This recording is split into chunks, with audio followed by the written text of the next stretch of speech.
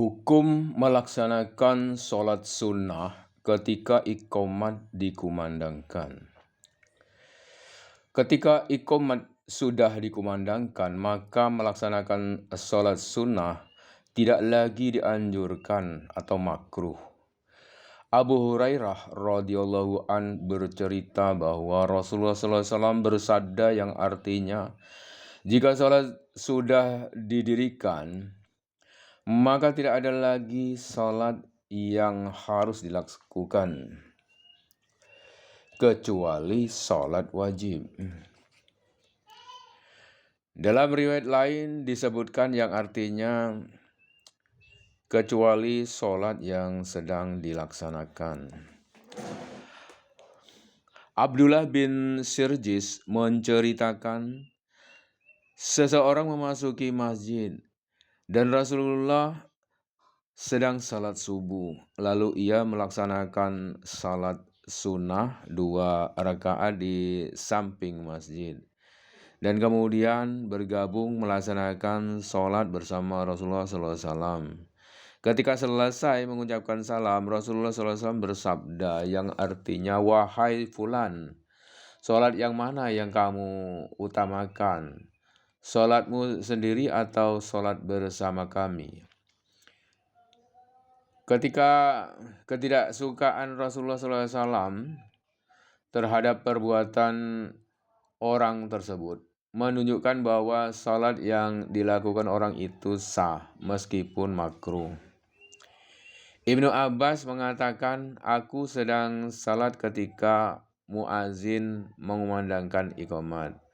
Aku ditarik oleh Rasulullah SAW dan beliau bersabda yang artinya, apakah kamu akan salat subuh 4 rakaat? Abu Musa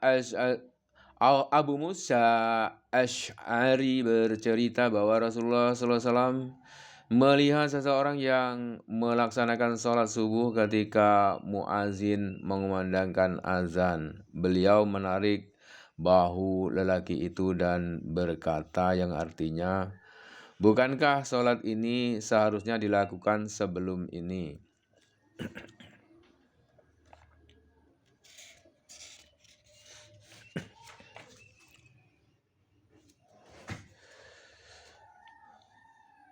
Bab 3 Azan.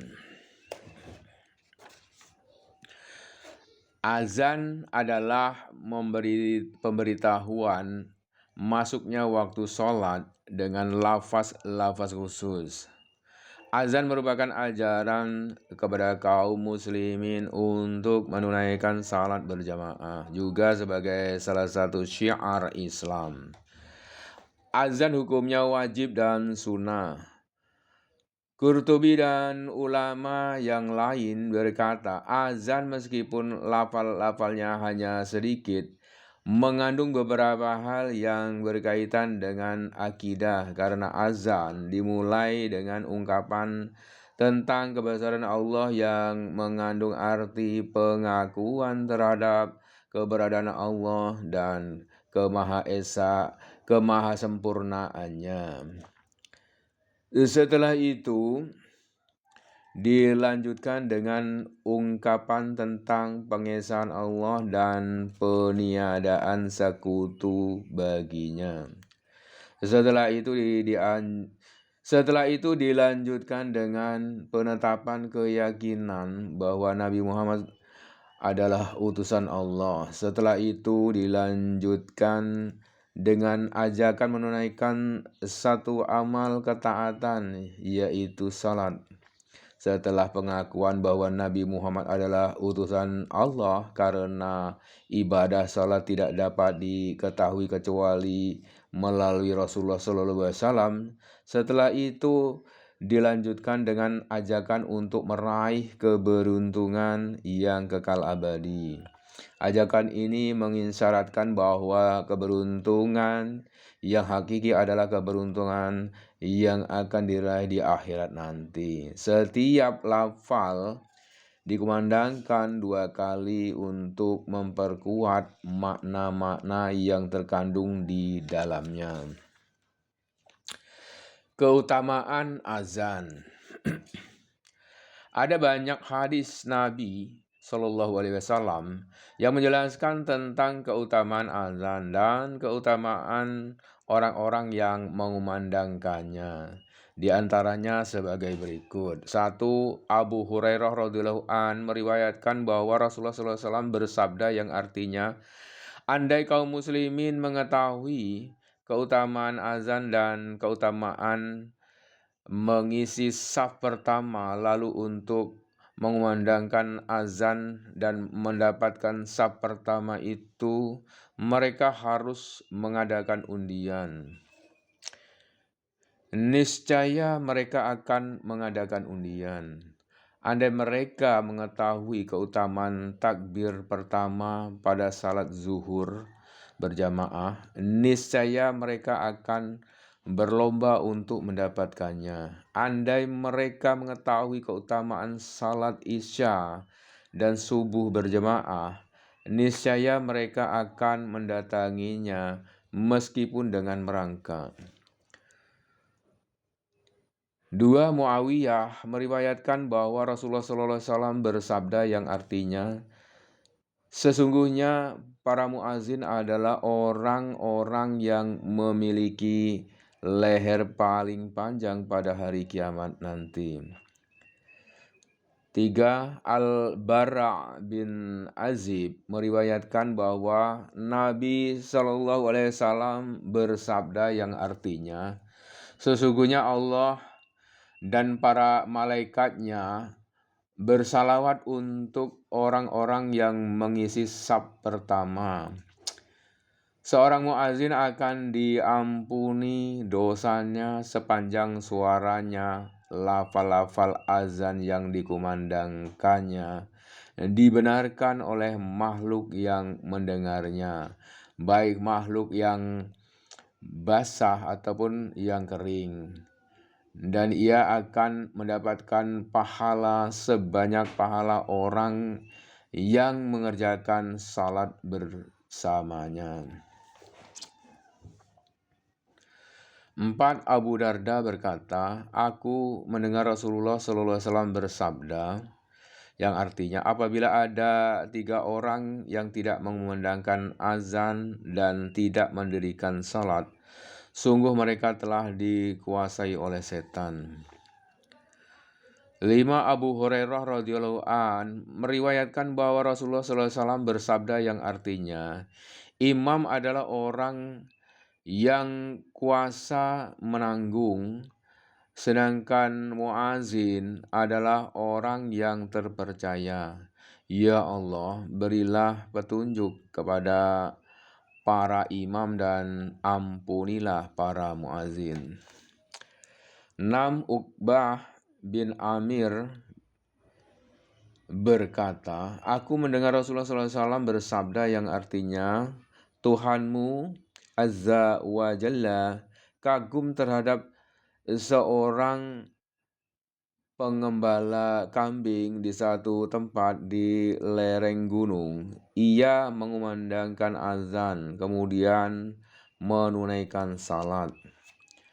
Allah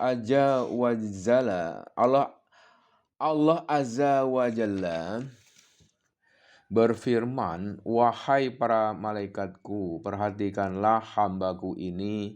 Ia mengumandangkan azan lalu menunaikan salat karena takut kepadaku. Aku mengampuni dosa-dosa hambaku. Aku mengampuni dosa-dosa hambaku ini dan akan memasukkannya ke dalam surga. C. Sebab disyariatkannya azan. Azan disyariatkan pada tahun pertama Hijriah. Sebab disyariatkannya azan akan dijelaskan dalam hadis-hadis berikut. 1. Nafi meriwayatkan bahwa Ibnu Umar berkata, pada suatu saat kaum muslimin berkumpul lalu mereka memperkirakan waktu-waktu salat.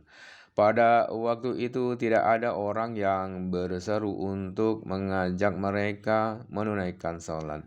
Pada suatu hari mereka membahas hal tersebut. Sebagian mereka berpendapat, buatlah lonceng seperti lonceng kaum Nasrani. Sebagian yang lain berpendapat, buatlah trompet dari tanduk seperti trompet kaum Yahudi. Umar berpendapat, mengapa kalian tidak mengutus seseorang untuk mengumandangkan seruan, mengajak kita menunaikan salat? Rasulullah SAW lalu bersabda, wahai Bilal, bangkitlah lalu serulah kaum muslimin untuk menunaikan salat. Yang kedua, Abdullah bin Zaid bin Abdul Rabbih berkata, ketika Rasulullah SAW memerintahkan kaum muslimin membuat lonceng sebagai memanggil mereka untuk menunaikan sholat, dalam riwayat lain disebutkan bahwa sebenarnya beliau tidak menyukai hal itu karena menyerupai perbuatan kaum Nasrani.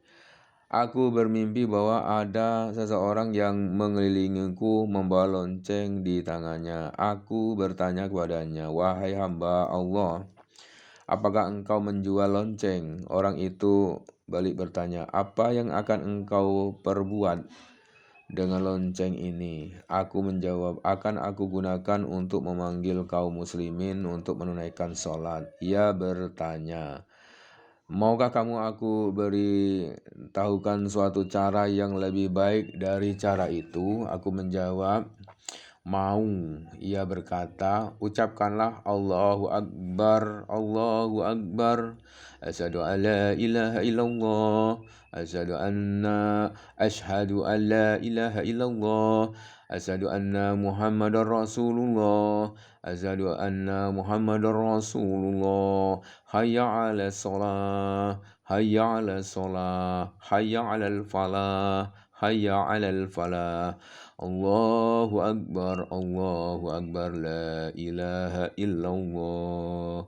Ia kemudian beranjak tidak jauh lalu berkata, apabila salat akan didirikan, ucapkanlah Allahu Akbar, asyhadu an la ilaha illallah, asyhadu anna Muhammadar Rasulullah, hayya 'alas shalah, hayya 'alal falah, qad qamatis shalah, Allahu Akbar, la ilaha illallah.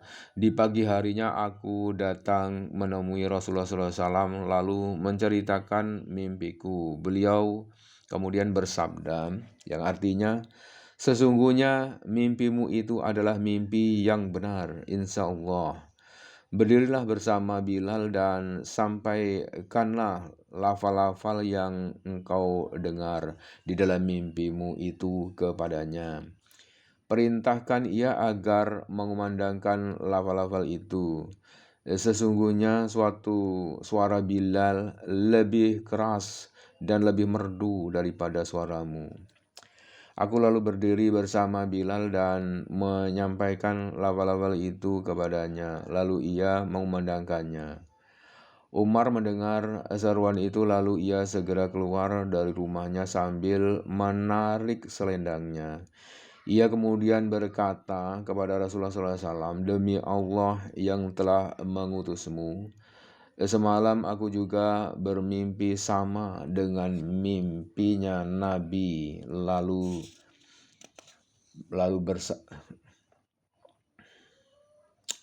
demi Allah yang telah mengutusmu, semalam aku juga bermimpi sama dengan mimpinya. Nabi lalu bersabda yang artinya, segala puji bagi Allah. D. Data cara azan. D. Tata cara azan.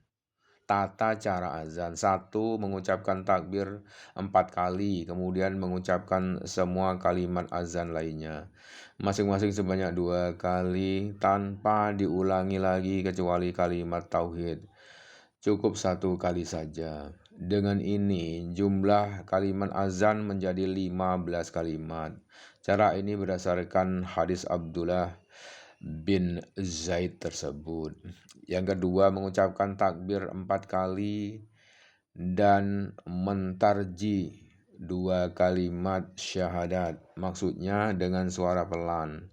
muazin mengucapkan asyhadu an la ilaha illallah, asyhadu an la ilaha illallah, asyhadu anna muhammadar rasulullah, asyhadu anna muhammadar rasulullah. Setelah itu mengucapkannya dengan suara keras, kemudian dilanjutkan dengan kalimat azan lainnya. Abu Mahzurah meriwayatkan bahwa Rasulullah SAW mengajarinya azan dengan jumlah kalimat sebanyak 19 kalimat. 3. Mengucapkan takbir sebanyak 2 kali, mentarji 2 kalimat syahadat, lalu dilanjutkan dengan kalimat-kalimat azan lainnya. Dengan demikian jumlah kalimatnya adalah 17 kalimat. Cara ini berdasarkan sebuah hadis yang diriwayatkan oleh Imam Muslim dari Abu Mahzurah bahwa Rasulullah SAW mengajarinya azan. Allahu Akbar, Allahu Akbar, asyhadu an la ilaha illallah, asyhadu an la ilaha illallah, asyhadu anna Muhammadar Rasulullah, asyhadu anna Muhammadar Rasulullah. Beliau kemudian mengulangi kalimat-kalimat itu. Beliau mengucapkan asyhadu an la ilaha illallah sebanyak 2 kali. Asyhadu anna Muhammadar Rasulullah sebanyak 2 kali. Hayya 'alas shalah sebanyak 2 kali. Hayya 'alal falah sebanyak 2 kali. Allahu Akbar. Dan terakhir la ilaha illallah.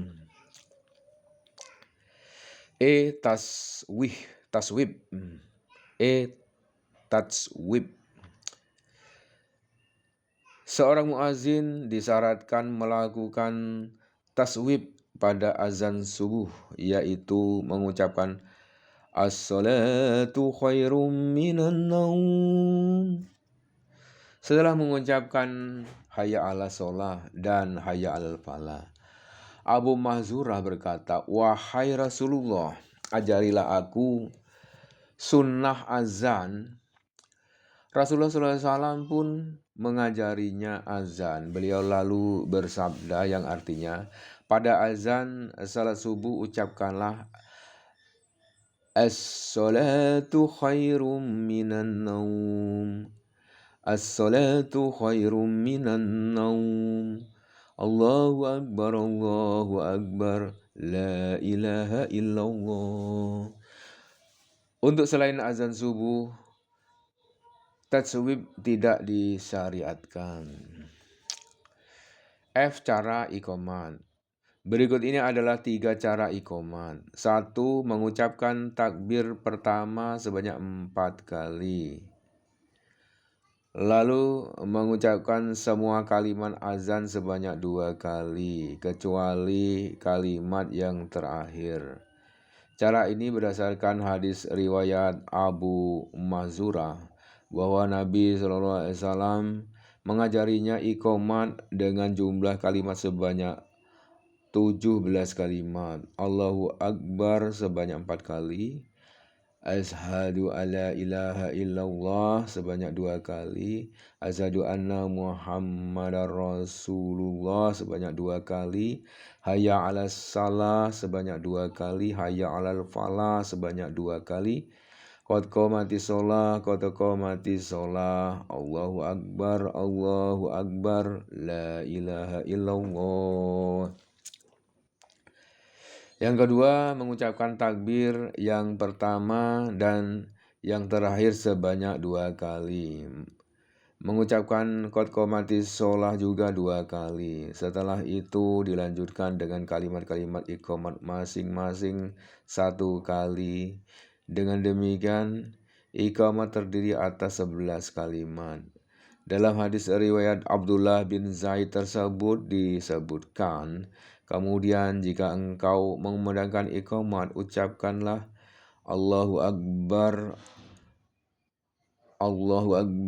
asyhadu an la ilaha illallah, Asyhadu anna Muhammadar Rasulullah. Hayya 'alas shalah, hayya 'alal falah. Qad qamatis shalah, qad qamatis shalah. Allahu akbar, Allahu akbar. La ilaha illallah. Yang ketiga, cara ketika sama dengan cara kedua, tetapi pada cara ketiga ini kalimat qad qamatis shalah tidak dibaca 2 kali, tetapi hanya dibaca 1 kali. Dengan demikian, iqamah terdiri atas 10 kalimat. Cara inilah yang dipilih oleh Imam Malik karena cara ini berdasarkan perbuatan penduduk Madinah sejak zaman Rasulullah SAW. Ibnul Qayyim berkata, menunggalkan kalimat qad qamatis shalah sama sekali tidak benar dari Rasulullah SAW. Ibnu Abdul Bar berkata, bagaimanapun kalimat qad qamatis shalah harus dibaca 2 kali. G. Zikir ketika mendengar azan. Orang yang mendengar suara muazin disunahkan membaca zikir sebagai berikut. 1. Mengucapkan kembali kalimat yang diucapkan oleh muazin, kecuali pada saat muazin mengucapkan hayya 'alas shalah dan hayya 'alal falah. Setelah mendengar kalimat hayya 'alas shalah dan hayya 'alal falah, hendaknya ia mengucapkan la haula wala quwata illa billah.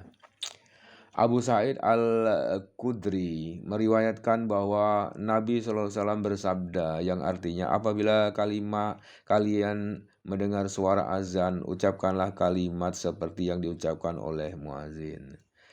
Umar radhiyallahu an meriwayatkan bahwa Nabi SAW bersabda yang artinya, apabila muazin mengucapkan Allahu Akbar, lalu seseorang di antara kalian juga mengucapkan Allahu Akbar. Kemudian muazin mengucapkan asyhadu alla ilaha illallah, ia juga mengucapkan asyhadu alla ilaha illallah. Kemudian muazin mengucapkan asyhadu anna Muhammadar Rasulullah, ia juga mengucapkan asyhadu anna Muhammadar Rasulullah. Kemudian muazin mengucapkan hayya 'alas shalah, ia mengucapkan la haula wala quwata illa billah. Kemudian muazin mengucapkan hayya 'alal falah, ia mengucapkan la haula wala quwata illa billah. Kemudian muazin mengucapkan Allahu akbar, ia juga mengucapkan Allahu akbar. Kemudian muazin mengucapkan la ilaha illallah, ia juga mengucapkan la ilaha illallah. Dengan penuh keyakinan di hati, ia akan masuk ke dalam surga.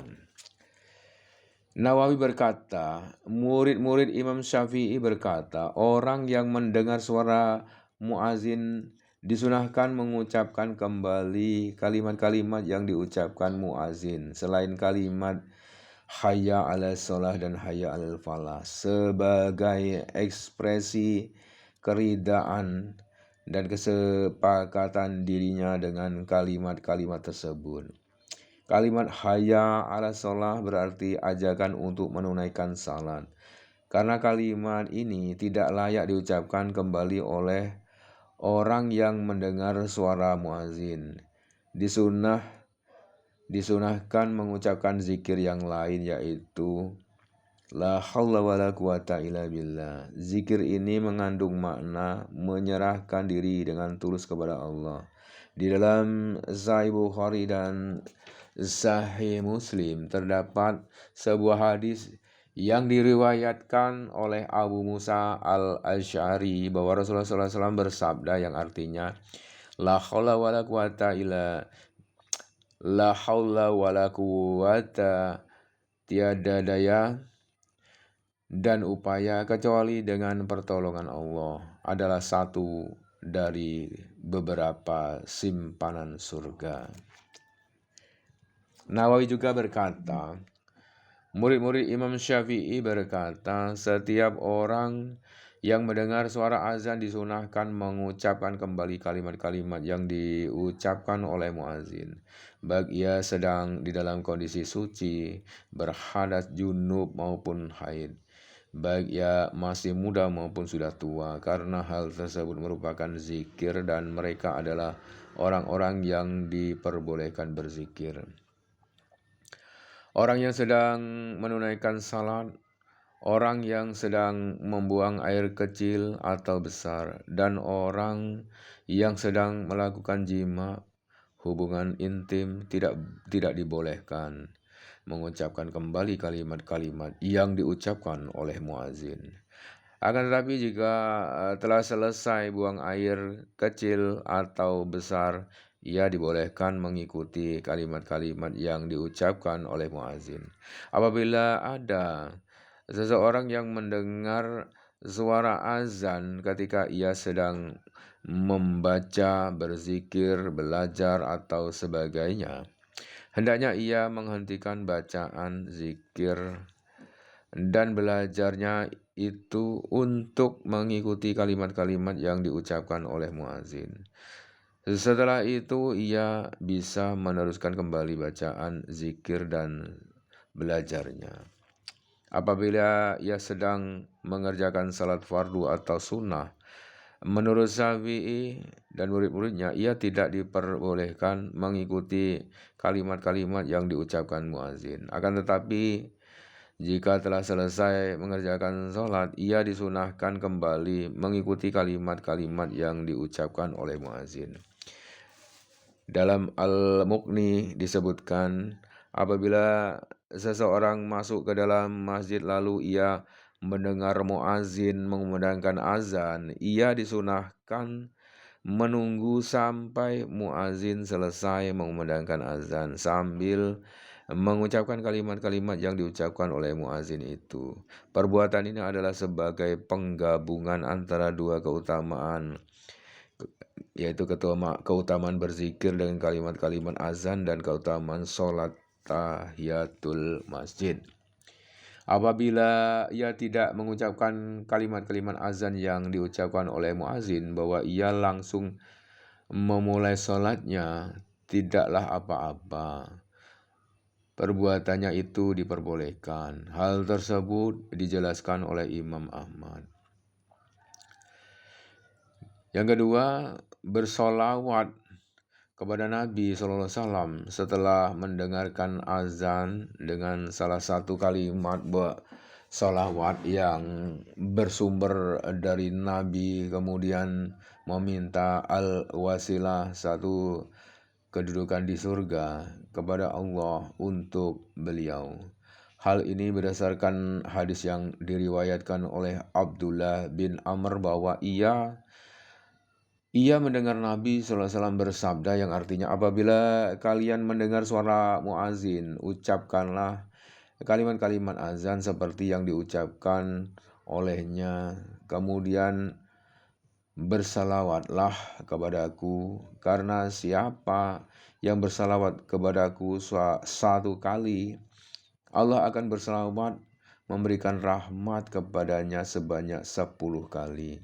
Setelah itu, mintakanlah al-wasilah kepada Allah untukku. Sesungguhnya al-wasilah adalah suatu kedudukan di surga yang tidak akan diberikan kecuali hanya kepada seorang hamba Allah. Aku berharap akulah orangnya. Barang siapa yang meminta al-wasilah kepada Allah untukku, ia pasti akan mendapatkan syafaatku. Lalu Jabir meriwayatkan bahwa Rasulullah SAW bersabda, yang artinya barang siapa setelah mendengar azan mengucapkan ya Allah, pemilik seruan yang sempurna ini, berikanlah kepada Nabi Muhammad al-wasilah, satu kedudukan di surga dan keutamaan, berikanlah kepadanya kedudukan terpuji yang telah engkau janjikan, maka ia pasti mendapatkan syafaatku di hari kiamat. Berdoa setelah azan. Waktu antara azan dan iqamat adalah waktu diterimanya doa. Karena itu disunahkan bagi setiap muslim untuk memperbanyak doa di waktu itu. Anas radhiyallahu an meriwayatkan bahwa Nabi SAW bersabda, doa di antara azan dan iqamat tidak akan ditolak. Dalam riwayat Tirmizi disebutkan, para sahabat lalu bertanya, apa yang harus kami ucapkan pada waktu itu, wahai Rasulullah? Beliau bersabda yang artinya, mintalah kepada Allah ampunan dan keselamatan di dunia dan di akhirat.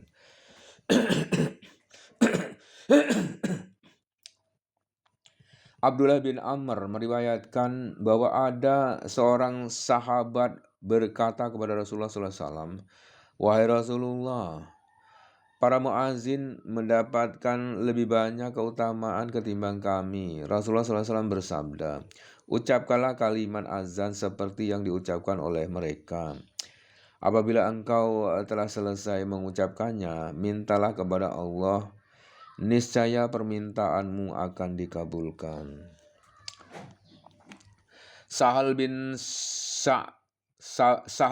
Sa'ad meriwayatkan bahwa Rasulullah SAW bersabda yang artinya ada dua doa yang tidak akan ditolak oleh Allah, yaitu doa setelah mendengarkan azan dan doa pada saat peperangan berkecamuk.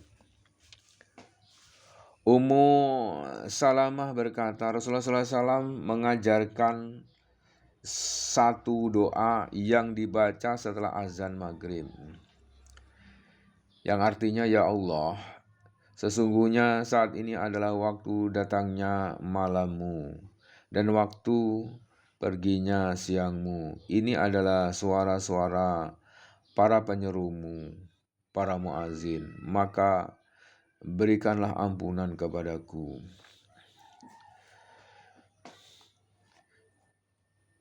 Zikir pada saat mendengar iqamah.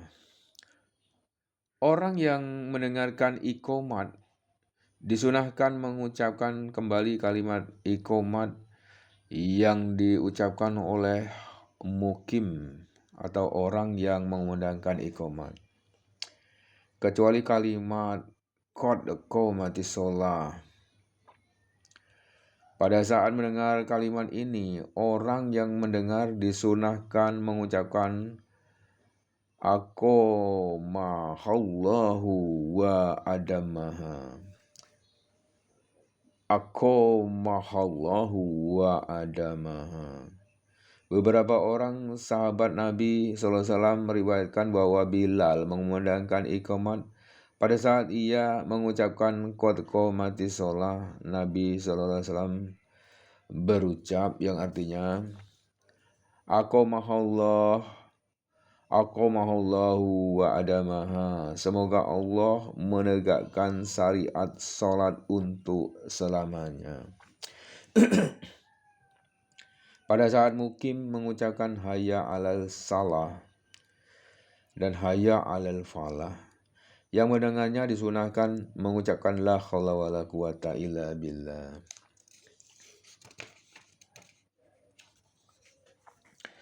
Sifat-sifat yang seharusnya dimiliki oleh seorang muazin. Seorang muazin disunahkan memiliki sifat-sifat berikut ini. 1. Hendaknya ia berniat mencari keridhaan Allah Subhanahu wa ta'ala, tidak mengambil upah azan. Utsman bin Abdul As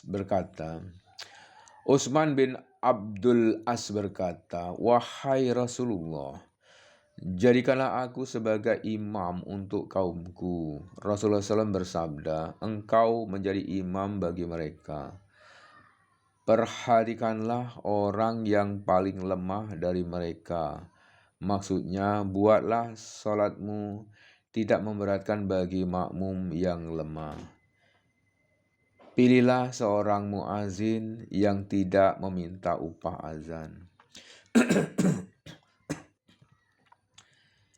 Lafal Tirmizi adalah Utsman bin Abdul As berkata, sesungguhnya wasiat terakhir Nabi SAW adalah yang artinya carilah muazin yang tidak meminta upah azan. Setelah meriwayatkan hadis ini, Tirmizi berkata ini adalah hadis hasan. Mayoritas ulama menyepakati hal ini. Mereka memakruhkan muazin mengambil upah azan. Mereka berpendapat bahwa muazin disunahkan mengharapkan pahala dari Allah melalui azannya. Muazin hendaknya dalam kondisi suci, baik dari hadas besar maupun hadas kecil. Hal ini berdasarkan sebuah hadis yang diriwayatkan oleh Muhajir bin Kanfats radhiyallahu an bahwa Nabi SAW bersabda kepadanya yang artinya, sesungguhnya aku tidak dilarang membalas salamnya, tetapi aku tidak suka mengingat Allah atau berzikir kecuali dalam kondisi suci. Jika seorang muazin mengumandangkan azan, sedangkan ia dalam kondisi tidak suci, hal itu dibolehkan tetapi tetap dimakruhkan. Menurut pengikut mazhab Syafi'i, mazhab Hanbali dan mazhab Hanbali. Adapun menurut penganut mazhab yang lain, hal itu diperbolehkan dengan tanpa dimakruhkan. Yang ketiga, saat mengumandangkan azan, seorang muazin hendaknya berdiri menghadap kiblat. Ibnu Munzir berkata, para ulama sepakat bahwa berdiri pada saat menggunakan azan itu disunahkan karena berdiri itu sangat membantu penyampaian suara. Disunahkan juga menghadapi kiblat karena para muazin Rasulullah SAW mengumandangkan azan dengan berdiri. Apabila muazin tidak menghadap kiblat, hal itu dimakruhkan tetapi azan tetap sah. 4. Muazin hendaknya menoleh ke arah kanan dengan kepala, leher, dan dadanya ketika mengucapkan hayya 'alas shalah, hayya 'alal falah. Ketika mengucapkan hayya 'alas shalah, hayya 'alas shalah, lalu menoleh ke arah kiri pada saat mengucapkan hayya 'alal falah, hayya 'alal falah. Terkait dengan cara ini, Nawawi berkata, ini adalah cara yang paling benar. Abu Juhaifah berkata, Bilal mengundangkan azan lalu aku memperhatikan mulutnya. Ia menoleh ke arah kanan dan ke arah kiri pada saat mengucapkan hayya 'alas shalah dan hayya 'alal falah. Ini diriwayatkan oleh Ahmad, Bukhari, dan Muslim. Berkenaan dengan berputarnya muazin, Baihaqi berkomentar, cara itu tidak berdasarkan pada jalan-jalan riwayat yang sahih. Di dalam Al-Mughni, Ahmad berkata, muazin tidak diperbolehkan berputar kecuali jika ia berada di atas menara. Di atas menara ia dibolehkan berputar dengan maksud memperdengarkan suara azan kepada penduduk yang berada di arah depan dan belakang.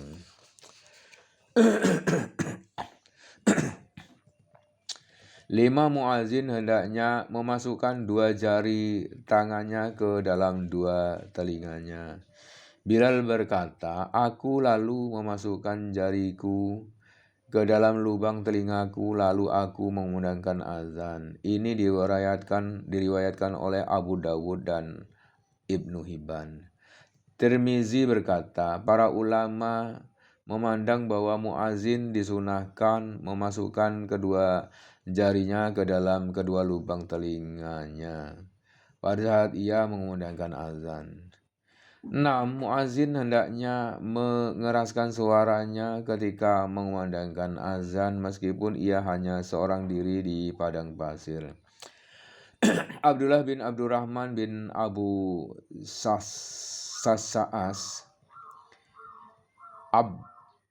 Abdullah bin Abdurrahman bin Abu Sya'sa'ah meriwayatkan dari ayahnya bahwa Abu Sa'id Al-Khudri radhiyallahu an berkata kepada sang ayah, "Aku melihatmu mencintai kambing dan padang sahara. Apabila engkau sedang menggembalakan kambing di padang saharamu, kumandangkanlah azan dengan suara yang keras, karena apabila seorang muazin mengeraskan suaranya pada saat mengundangkan azan, lalu suaranya didengar oleh jin, manusia, atau sesuatu yang lain, pada hari kiamat mereka akan menjadi saksi baginya." Abu Sa'id berkata, "Aku mendengar hal itu dari Rasulullah SAW." 7. Pada saat mengumandangkan azan, muazin hendaknya melambatkan ucapannya dan memisah antara dua kalimat dengan saktah, diam tanpa bernafas. Sebaliknya, pada saat mengumandangkan iqamat, hendaknya ia mempercepat ucapannya. Hal ini telah diriwayatkan melalui banyak jalan periwayatan. Kedelapan, muazin hendaknya tidak berbicara pada saat mengundangkan iqamat. Apabila ia berbicara pada saat mengundangkan azan, banyak ulama yang memakruhkan hal itu. Akan tetapi Hasan Al-Basri, Atta, dan Qatadah berpendapat bahwa hal itu merupakan rakhsah atau keringanan. Abu Daud berkata, "Aku bertanya kepada Ahmad, bolehkah seorang muazin berbicara pada saat mengundangkan azan?" Ia menjawab, "Ya, boleh." Setelah itu ada seseorang yang bertanya, "Bolehkah ia berbicara pada saat mengundangkan iqamat?" Ia menjawab, "Tidak." Ini karena pada saat mengundangkan iqamat, muazin disunahkan mempercepat ucapannya. K. Azan di awal waktu sholat dan sebelum masuk waktu sholat. Azan harus dikumandangkan di awal waktu sholat, tidak boleh didahulukan dan tidak boleh diakhirkan, kecuali azan subuh. Azan subuh disyariatkan didahulukan dari awal waktu salat karena membedakan antara azan subuh yang pertama dan azan subuh yang kedua adalah hal yang memungkinkan sehingga tidak akan terjadi kesamaran. Abdullah bin Umar radhiyallahu an meriwayatkan bahwa Nabi SAW bersabda yang artinya, "Bilal akan memandangkan azan di malam hari. Karenanya makanlah dan minumlah, bersahurlah sampai Ibnu Ummi Maktum mengumandangkan azan yang kedua." Hikmah dari dibolehkannya mendahulukan azan subuh adalah sebagaimana hadis yang diriwayatkan oleh Ahmad dan perawi yang lain dari Ibnu Mas'ud, bahwa Rasulullah SAW bersabda yang artinya, azan pertama yang dikumandangkan oleh Bilal hendaknya tidak menghentikan sahur kalian karena ia memandangkan azan, agar saudara kalian yang sedang mengerjakan salat malam di masjid kembali ke rumahnya untuk bersahur, dan agar saudara kalian yang sedang tidur bangun dari tidurnya.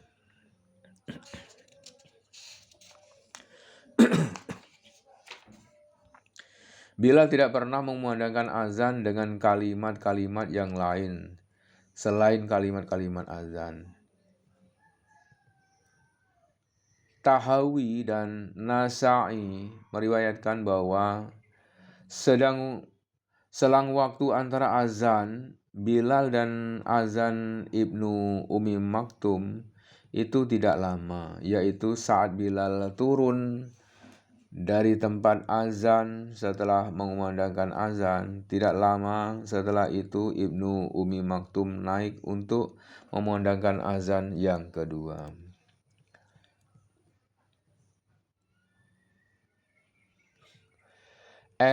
Selang waktu antara azan dan iqamat. Di antara azan dan iqamat hendaknya ada selang waktu yang cukup bagi kaum muslimin untuk bersiap-siap menghadiri salat jamaah, karena azan disyariatkan untuk tujuan itu.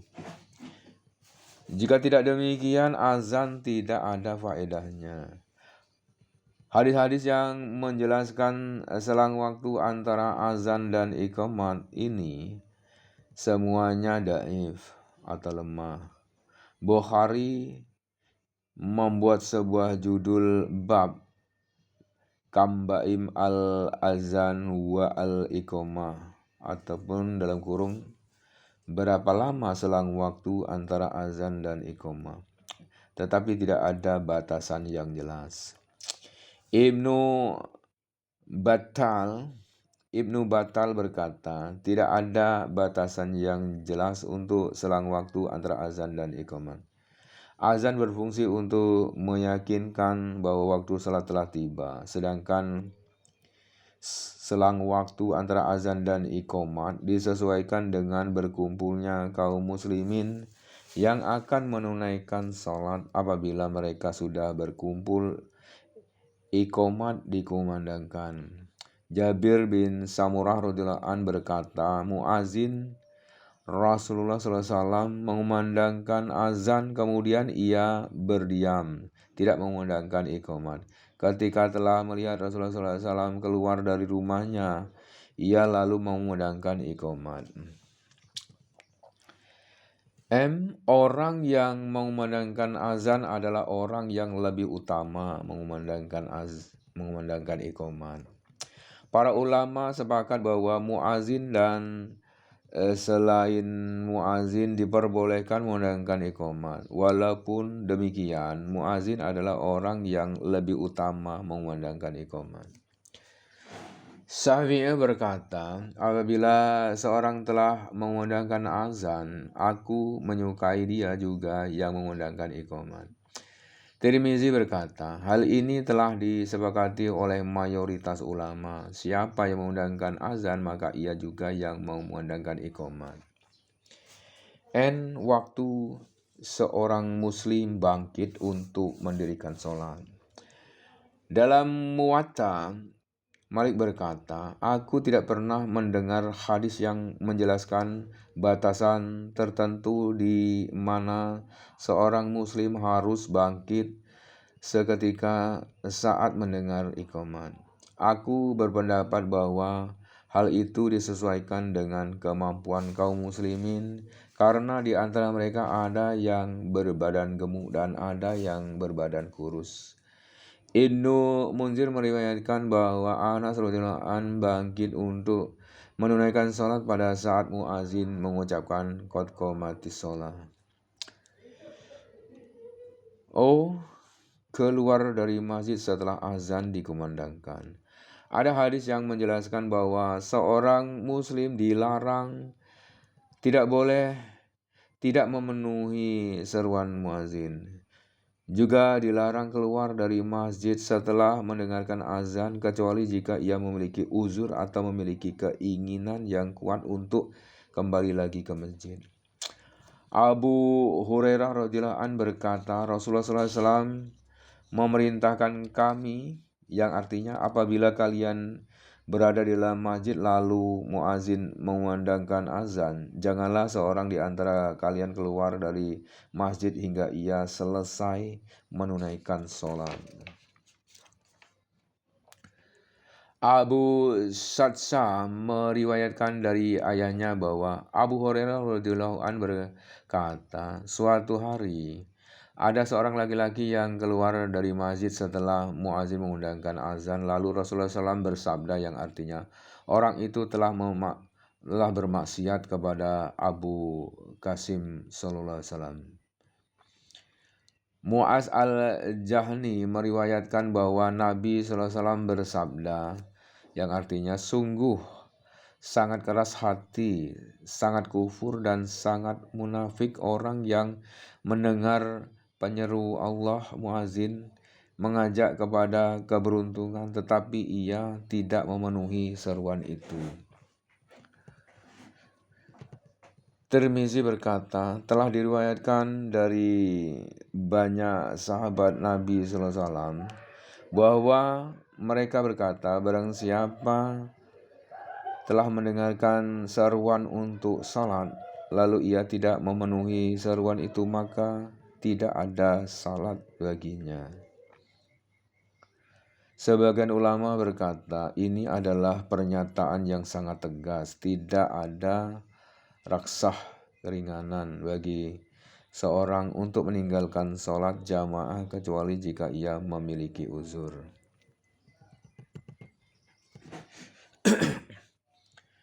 P. Azan dan iqamat untuk sholat.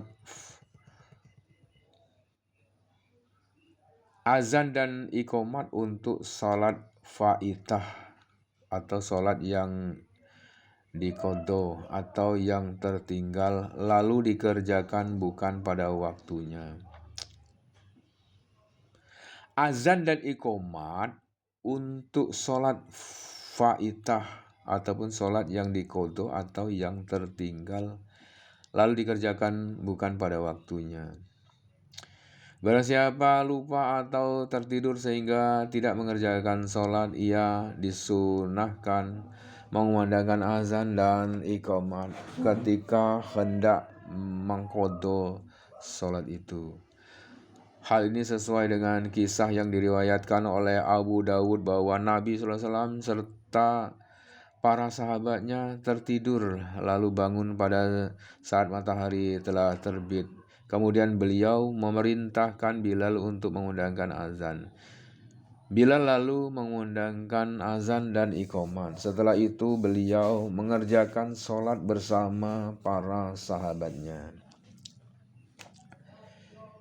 Jika jumlah salat yang tertinggal itu banyak, ia ataupun seorang muslim disunahkan mengundangkan azan sebanyak 1 kali, lalu mengundangkan iqamat sebanyak 1 kali untuk masing-masing sholat yang tertinggal dan akan ia kerjakan. Asram berkata, aku mendengar Abu Abdullah ditanya tentang seseorang yang akan mengqodho sholatnya, apakah ia harus mengumandangkan azan? Abu Abdullah menyebutkan sebuah hadis yang diriwayatkan oleh Usaim dari Abu Zubair dari Nafi' bin Jubair dari Abu Ubaidah bin Abdullah dari ayahnya bahwa di dalam peperangan Khandaq kaum musyrikin menyibukkan Nabi dan kaum muslimin sampai malam hari sehingga beliau dan kaum muslimin meninggalkan 4 waktu salat. Di malam itu beliau memerintahkan Bilal untuk mengundangkan azan. Bilal lalu mengundangkan azan dan iqamat. Kemudian beliau dan kaum muslimin mengerjakan salat zuhur. Setelah itu beliau memerintahkan Bilal untuk mengundangkan azan iqamat, lalu Bilal mengundangkan iqamat, kemudian beliau dan kaum muslimin mengerjakan salat asar. Setelah itu beliau memerintahkan Bilal untuk mengumandangkan iqamat, lalu Bilal mengumandangkan iqamat, kemudian beliau dan kaum muslimin mengerjakan salat maghrib. Setelah itu beliau memerintahkan Bilal untuk mengumandangkan iqamat, lalu Bilal mengumandangkan iqamat, kemudian beliau dan kaum muslimin mengerjakan salat isya.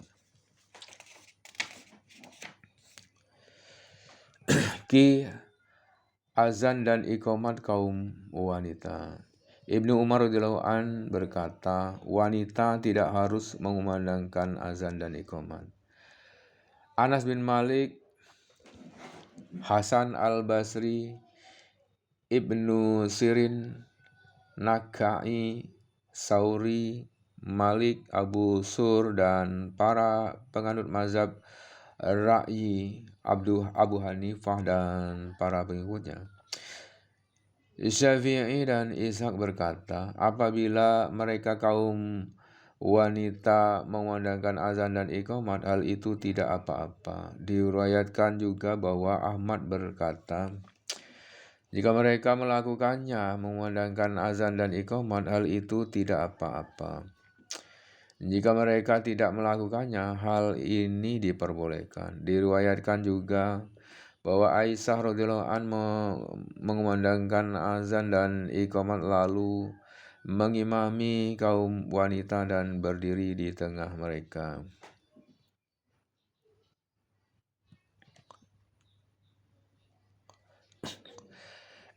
Hukum memasuki masjid setelah pelaksanaan sholat jamaah.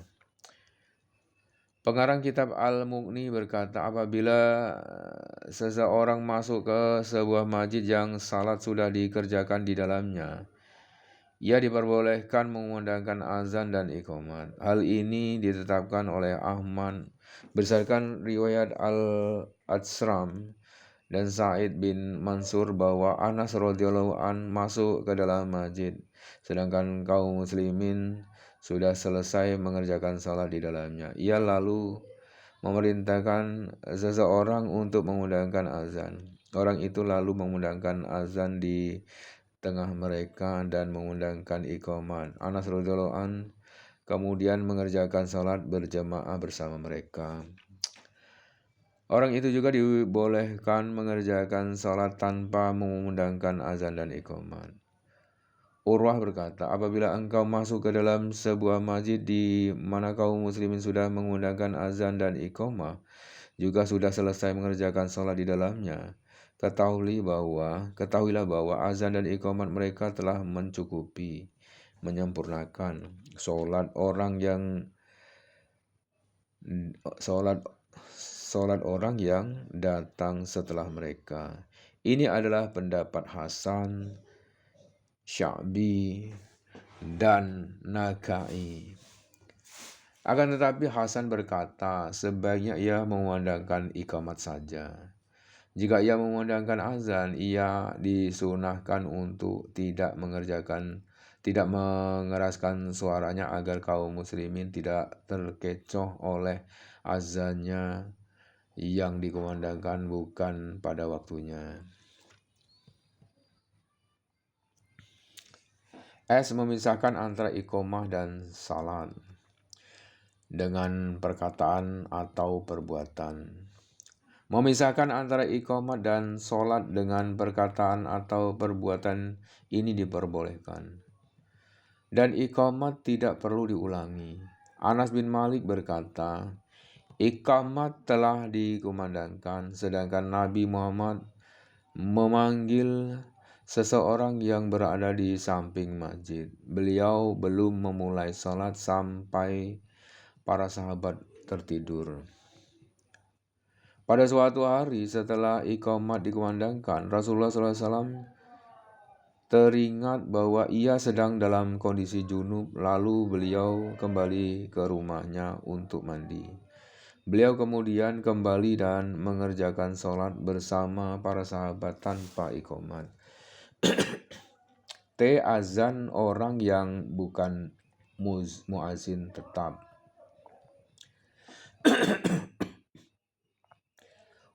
Azan orang yang bukan muazin tetap. Orang lain selain muazin tetap tidak diperbolehkan mengumandangkan azan kecuali jika diizinkan oleh muazin tetap itu. Jika muazin tetap terlambat hadir, orang lain diperbolehkan mengumandangkan azan karena dikhawatirkan waktu azan akan habis. Hal-hal yang perlu diperhatikan ketika azan.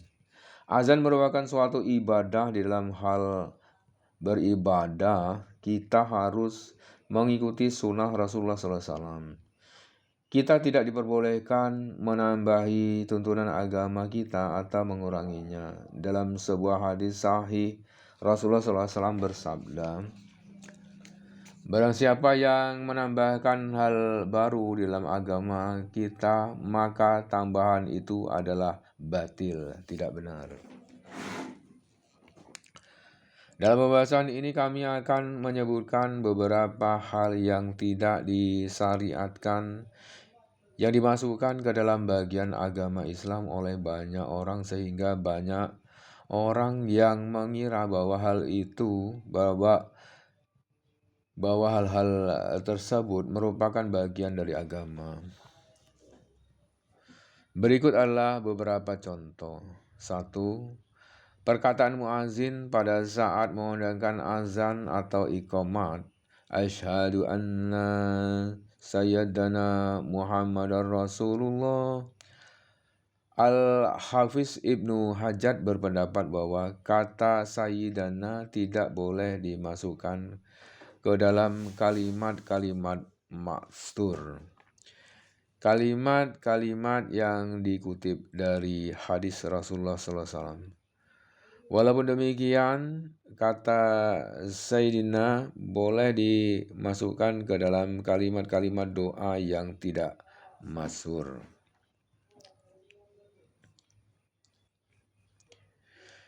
2. Di dalam Kasful Kafa, Syekh Ismail Al-Ajluni berkata, pada saat muazin mengucapkan asyhadu anna Muhammadar Rasulullah, disunahkan bagi setiap muslim mengusap kedua mata dengan kedua jari telunjuk setelah kedua jari telunjuk itu dikecup, sambil mengucapkan, aku bersaksi bahwa Muhammad adalah hamba dan Rasul-Nya. Aku rela Allah sebagai Tuhanku, aku rela Islam sebagai agamaku, dan aku rela Muhammad sebagai nabiku. Dailami meriwayatkan bahwa ketika Abu Bakar mendengar ucapan muazin asyhadu anna Muhammadar Rasulullah, ia mengucapkan doa tersebut lalu mengecup bagian dalam kedua jari telunjuknya, kemudian mengusap kedua matanya dengan kedua jari telunjuknya. Rasulullah SAW bersabda, barang siapa melakukan perbuatan yang telah dilakukan oleh sahabatku ini, Abu Bakar, maka ia berhak mendapatkan syafaatku. Pengarang kitab Al-Maqasid berkata, hadis itu bukan hadis sahih. Juga bukan hadis sahih.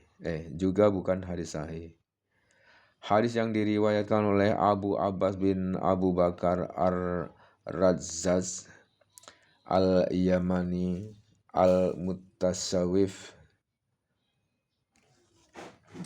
seorang sufi, dalam kitabnya Mujibatur Rahmah wa Azaimul Maghfirah, dengan sanad yang terputus serta banyak perawi di dalam sanad itu yang tidak dikenal, bahwa Nabi Khidir alaihissalam berkata, jika pada saat muazin mengucapkan asyhadu anna Muhammadar Rasulullah, ada orang yang mengucapkan marhaban bin habibi wa qurrati aini Muhammad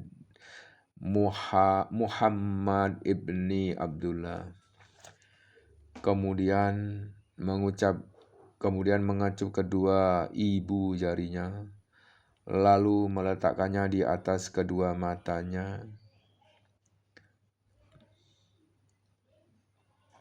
Kedua matanya tidak akan buta dan tidak akan sakit. Jadi diulangi. Maghfirah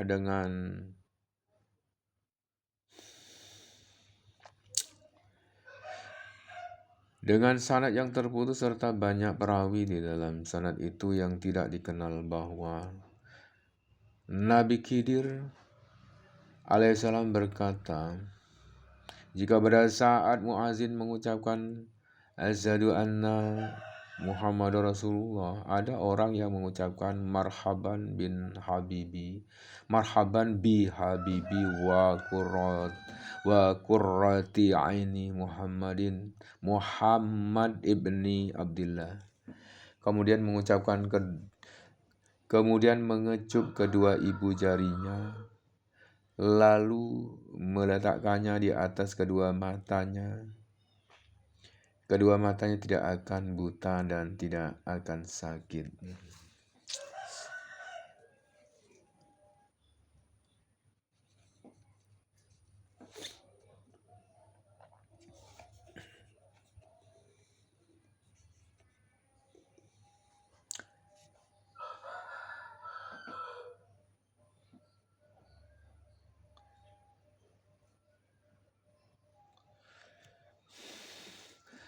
Pengarang Al-Maghasid juga mengutip hadis lain selain hadis tersebut yang sama-sama tidak sahih.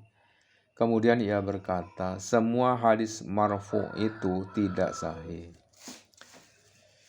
3. Mengumandangkan azan dengan lagu dengan menambahkan huruf, harakat, atau panjang. Hal ini dimakruhkan. Adapun jika hal itu mengakibatkan perubahan makna atau kesamaran kalimat azan, hukumnya adalah haram. Yahya al-Bakka berkata, aku melihat Ibnu Umar radhiyallahu an berkata kepada seseorang, aku marah kepadamu karena Allah. Ibnu Umar radhiyallahu an kemudian berkata kepada para sahabatnya, orang itu mengumandangkan azan dengan lagu, juga mengambil upah azan. Yang keempat, bertasbih sebelum subuh. Di dalam Al-Iqna dan sarahnya salah satu kitab mazhab Hambali dikatakan apa saja yang dikumandangkan di tempat-tempat azan sebelum subuh selain azan subuh, baik itu tasbih, nasyid atau nyanyian, berdoa dengan suara keras maupun yang lainnya, bukanlah hal-hal yang disunahkan. Tidak ada seorang ulama pun yang mengatakan bahwa hal-hal itu disunahkan. Semua itu merupakan bid'ah yang dimakruhkan karena tidak ada di masa Nabi SAW. Dan di masa para sahabat beliau juga tidak memiliki dasar yang bersumber dari mereka atau Nabi SAW dan para sahabat beliau. Tidak ada seorang pun yang berhak memerintahkan orang lain untuk melakukannya. Juga tidak ada seorang pun yang berhak mengingkari orang lain yang tidak mau melakukannya. Orang yang melakukannya tidak layak diberi upah karena memberinya upah sama dengan membantunya melakukan perbuatan bid'ah. Semua hal itu tidak harus dilakukan meskipun pewakaf menyaratkan karena hal itu bertentangan dengan sunnah. Dalam kitab Talbis Iblis, Ibnu Jauzi berkata, aku melihat orang yang selalu berdiri di antara menara di malam hari sebelum subuh. Ia memberikan nasihat, memberikan peringatan dan membaca sebuah surah Al-Quran dengan suara yang keras. Ia mengganggu tidur masyarakat, juga mengganggu orang-orang lain yang sedang membaca Al-Quran. Semua yang ia lakukan adalah perbuatan yang diingkari oleh agama.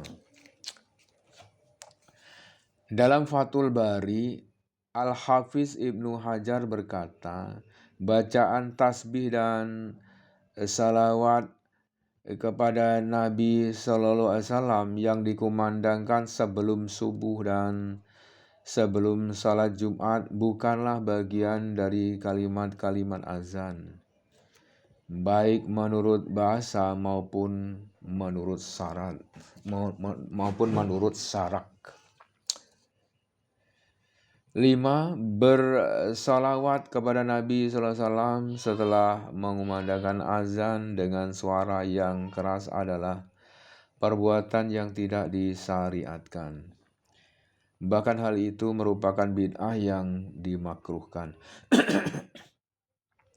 Dalam kitab Al-Fatawa Al-Kubra, Ibnu Hajar berkata, guru-guru kita telah ditanya tentang hukum membaca sholawat kepada Nabi SAW setelah mengumandangkan azan dengan cara yang dilakukan oleh para muazin sekarang ini. Mereka memberikan fatwa bahwa pada dasarnya hukum bersalawat kepada Nabi SAW itu sunnah, sedangkan cara bersalawat yang dilakukan oleh para muazin sekarang adalah perbuatan bid'ah. Syekh Muhammad Abdul Mufti negeri Mesir pernah ditanya tentang hukum bersalawat kepada Nabi SAW setelah mengumandangkan azan. Dia menjawab bahwa dalam kitab Al-Kaniyah telah dijelaskan bahwa azan disyariatkan untuk salat-salat fardu, bukan untuk selainnya. Azan terdiri atas 15 kalimat. Kalimat terakhir dalam azan adalah La ilaha illallah. Kalimat-kalimat yang sekarang biasa dikumandangkan muazin setelah atau sebelum azan adalah kalimat-kalimat bid'ah yang diadakan tidak lain hanya untuk dilakukan. Tidak ada seorang pun yang membolehkan hal itu. Tidak ada orang yang mengatakan bahwa hal itu merupakan bid'ah yang baik. Perkataannya itu tidak perlu didengar karena setiap perbuatan bid'ah seperti itu yang diadakan dalam ibadah adalah bid'ah yang buruk. Jika ada orang yang berkata bahwa tidak ada kalimat-kalimat yang dilakukan dalam mengumandangkan salawat kepada Nabi SAW sebelum dan setelah azan, ia telah berdusta.